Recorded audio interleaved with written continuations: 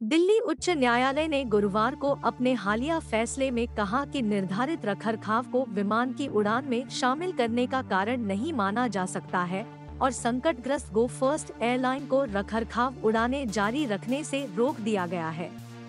उच्च न्यायालय ने अपने फैसले में कहा कि एयरलाइन के प्रबंधन के लिए दिवाला कानून के तहत नियुक्त समाधान पेशेवर आरपी बिना किसी पूर्व सूचना के विमान को रखरखाव उड़ान भरने के लिए कोई तात्कालिकता या गंभीर आसन्न खतरा दिखाने में सक्षम नहीं है। गो फर्स्ट एयरलाइंस को अगले आदेश तक याचिकाकर्ता पट्टादाता के विमानों की गैरराजस्व उड़ानों को संभालने के संबंध में यथास्थिति बनाए रखने का आदेश दिया गया है। इससे पहले जस्टिस तारा वितस्ता गंजू ने 3 अगस्त तक यथास्थिति बनाए रखने का निर्देश दिया था।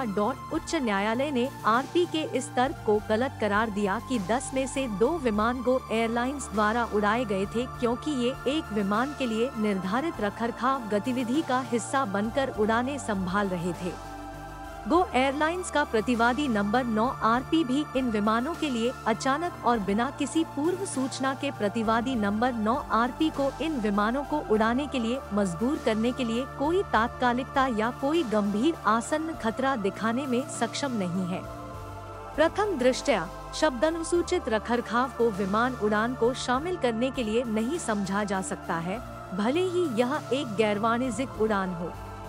इस प्रकार गो एयरलाइंस के प्रतिवादी नंबर 9 आरपी को इस स्तर पर इन हैंडलिंग रखरखाव उड़ानों को जारी रखने की अनुमति नहीं दी जा सकती है।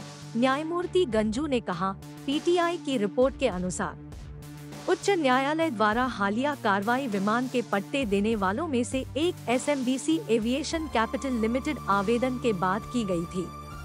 एसएमबीसी एविएशन कैपिटल ने प्रस्तुत किया था कि अदालत के पहले के निर्देशों की अवहेलना करते हुए आरपी ने अदालत की अनुमति के बिना याचिकाकर्ताओं के स्वामित्व वाले 2 विमान उड़ाए हैं।